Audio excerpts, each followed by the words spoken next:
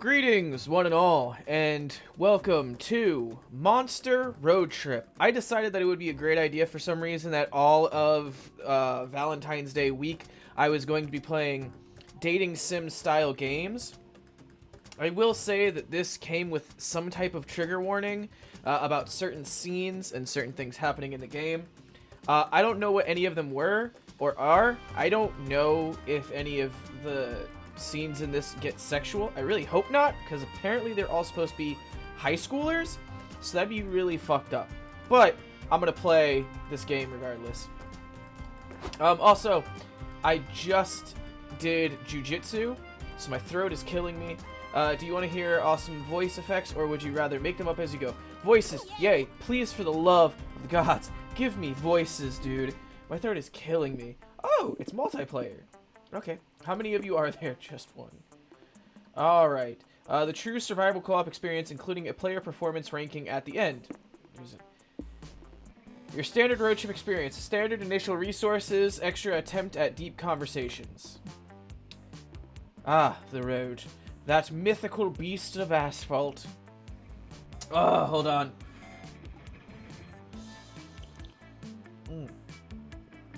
I'm gonna regret this. We once tamed it in what became one of the strangest, most wonderful journeys of our lives. Back then, we were young and unafraid. Summer was coming to an end when Polly and Scott planned a road trip. The whole thing was bound to go off rails. This was the Prank Masters, after all. Scott Howell, 21. Oh, okay, so they're above board. A werewolf athlete who compensated for his rather small brain with a stupidly huge heart. And Polly Geist, 22, question mark? A party ghost with an insatiable hunger for all the wrong things, like drugs and dick. Each of them were by themselves an agent of chaos, but together they were the perfect combo for hijinks to ensue. I thought they were supposed to be fucking voices. I'm sitting here killing my throat. No jokes about that. Who in their right mind would have agreed to join them on such a trip? Oh, I get to pick my character. So there's this chick, a Frankenstein girl, a zombie dude, a fire chick. Don't know what you're supposed to be. Oh, I can play as Mothman? Hold up. I want to play as Mothman. I can't play as Mothman. I didn't buy the DLC. I don't know. He's eating a bunch of junk food.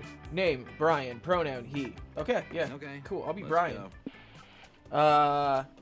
Tune your trip. Bro, lo-fi beats all the way. Oh god, hold on. Was the road trip a dangerous idea? Yes. Was it poorly planned? Yes. Did we do it anyway? Fuck yes. For in the end, we were young and unafraid, and we were ready to start. Okay. That was a lot of talking for me choosing the option that there be voices. And as far as my throat hurting, we did a bunch of chokes today, and it, like, fucked up my throat. Alright, so, order something, if you dare. And then, transportation of the future today. Yeah,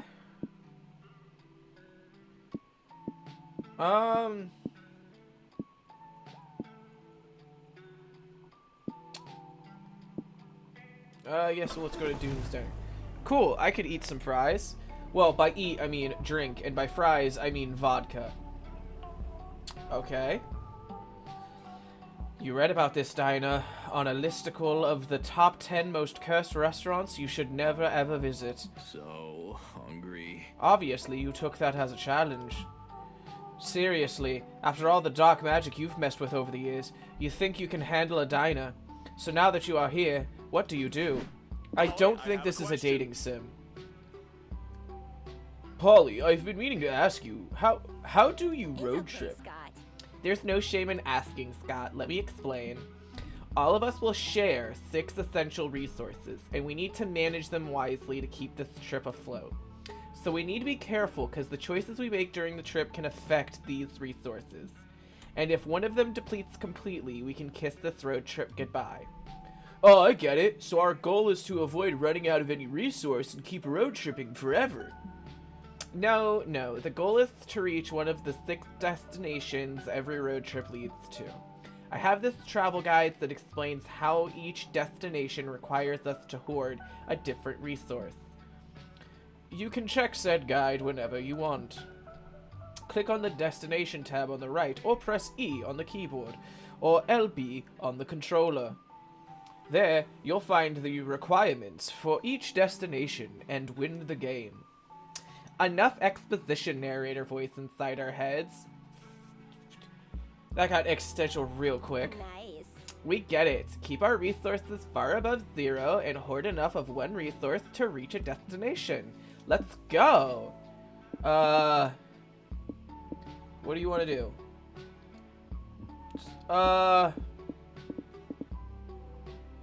Use the jukebox. Let's go. You all enter the diner and approach the jukebox to play some tunes. I don't think this is a dating sim like I thought it was. I thought it was a dating sim, but I don't think it was a dating sim. Anyway, I'm still playing it. But before you can pick a song, your eerie waiter shows up to ruin your good time. I wouldn't touch that if I were you. What? You were us. When were you us? I never noticed. It's okay, Scott. Shh, Scott, it's okay. Gerard, stop confusing Scott with your past conditional tenses and be of service here. We're obviously not you because, unlike you, we're cool and fun and sexy. And, which means, we're gonna play some music. I was gonna make a really fucking off-color joke, but I just didn't. You think you're better than me? Huh. Cool, fun, and sexy as nothing unstressed, depressed, and not in a sickly Victorian child way. As I like to say, stressed, depressed, and poorly dressed. But that's just me. Besides, I'm trying to do you a favor. The reason you shouldn't use the jukebox is because it's cursed. The only cursed thing here is the pictures I found of a squirrel that ate a whole melon. How did the squirrel even manage to fit the whole melon in its body, Gerard? It's like, it shouldn't be anatomically possible, Gerard. Look at the squirrel, Gerard! I'm probably pronouncing his name super wrong, and I don't give a fuck. Ugh, stop. Your bubbly stream of nonsense is cursed enough already. Go ahead and use the jukebox. It's your funeral. No, it's not. My funeral was in a way cooler diner. Brian, choose the dope cursed track to play. Go full DDR and do Valkyrie Dimension and Beethoven Virus back to back. 10 uninterrupted hours of the Happy Birthday song. Let's do that one. As soon as you hit play, all the lights in the diner go out. Demonic, arrow-shaped sigils appear at your feet. The devilish chimera song begins, and you dance faster than you've ever before. Your feet are a frenzied blur. What a tragic affair. This song is 2 of the hardest DDR tracks ever created, magically stitched together by sinister necrodancer. Even I would never create a curse so despicable. The only dance moves I condone are the headbang and the stoic, lighter sway anyway.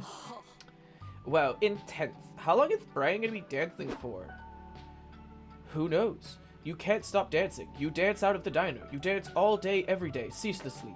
You dance your way into your dream job. You dance during your wedding vows. You have children, and your beautiful family dance together. You grow old, and you're diagnosed with terminal dancing syndrome, and your doctor is also dancing? You only have 6 months to live, 6 months left to dance! You make the most of that time until you begin to see the light, and you dance toward it, ready at last for rest. The light clears, and you're lying on the diner floor. Everyone is staring at you. Then they burst into applause. You rock. Oh my god, Brian, you broke the curse! You broke it with your sick, nasty nerves! You gain 2 hype for braving such a hard-ass 2-headed song, but lose 2 stamina because this was too much dancing for one day. Maybe for one life. Let's take this slow. Okay, so I went up in hype, went down in stamina. Okay. Animal Sanctuary. For the discerning overnight guest. Let's do this. 69 bottles of beer on the wall. Nice. Oh my god, her voice is murder. Welcome to the Animal Sanctuary. It even has a petting zoo.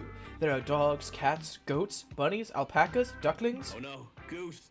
It warms your heart to see so many animals being loved and cared for. Surrounded by all of this wholesomeness and fur, what do you want to do? Woohoo, again, let's choose an action and make an event happen. Yes, I'm ready for all the randomness these events involve. Actually, Polly, I was checking this travel guide, and it seems they aren't so random after all. Look, these different signs apparently refer to different types of events. The most common type of events are called exchange events. After making a choice in those, you'll always lose a resource and gain a resource, no matter what. The trick is making the right choice, since that'll decide which resources are going to be gained and lost. But if there's a resource sign next to the event sign, that's called a known resource. It means that resource is guaranteed to be affected no matter what your choice is. If the sign is positive, then the resource is guaranteed to gain. If it's negative, then you'll know you'll lose it.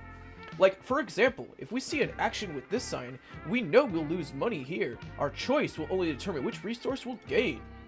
That's not so bad. If we know losing or gaining a resource is unavoidable, we can be strategic about it. This all sounds very useful, but also like too much pressure for fan favorite Polly to keep track of. Brian, we leave these decisions to you. Thanks. Okay, so all of these are exchanges, but that's gonna be a mystery. Guess which resource you'll lose. You'll always gain soul. Cat Cafe. You'll always gain stamina. So I'm gonna choose to gain more stamina because that makes more sense. What's better than coffee and cute cats? You step into the cafe and see your friend Faith manning the register. Oh god, I've pretty much exhausted all my voices and it hurts. Welcome to the Cat Cafe, guys. What brings you in today? I had to come see my favorite witch. Also, we've been on the road for hours, and if I don't get some caffeine in me, I will literally die. Polly, that's impossible for you to literally die if you're already dead. Liberals use the word literally. I thought it said liberals use.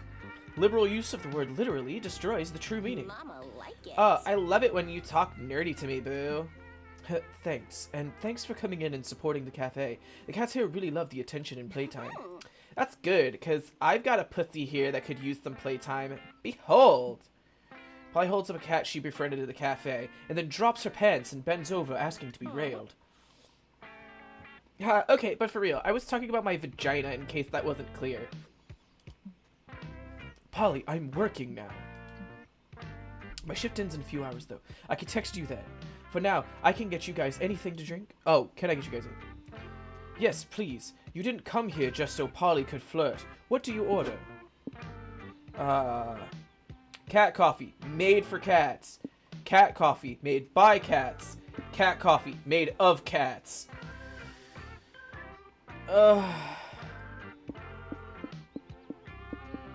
Sure. Oh, great choice. It's an exclusive one-of-a-kind coffee we offer, made by the cats who live here at the cafe. Awesome, bro. Oh, cool. Are they especially trained barista cats or something? No, they're just regular cats. That's part of the charm, no? I'm gonna go with no. Does the coffee they make taste good at least? That's sort of a matter of opinion. The cats really enjoy making the coffee, though. Is it even sanitary for the cats to be behind the counter? Of course, cats are very clean animals. They bathe themselves multiple times a day. Your many remaining doubts are dispelled when you see one cat flop on the espresso machine's power button to pour the coffee. A second cat knocks the cup of sugar off a high shelf into the coffee. A third bats at a ball of yarn until it turns the lever and dispenses the coffee into its cup. A fourth cat licks said foam into delicate latte art. Here's your coffee, Brian. Enjoy. The cats are all watching you rapturously to know your opinion, or maybe they're just like that. Cats do like to stare. You sip your drink. Bleh, it's full of cat hair, and it mostly tastes like the last cat's tuna breath. You got what you paid for, minus 2 money for your guess. Oh, at least even shitty tuna-ish coffee boosts your stamina. Sure. Alright, so my voice is killing me. I thought this was a dating sim. If it is a dating sim, it's gonna go up. So past me. If it's up, it's a dating sim. I just smacked the shit out of my microphone. I'm sorry. But if it's not, this might go up later in the day. But hey, I hope you guys enjoyed this video. It's definitely gonna go up at some point. And I will see you kids in the next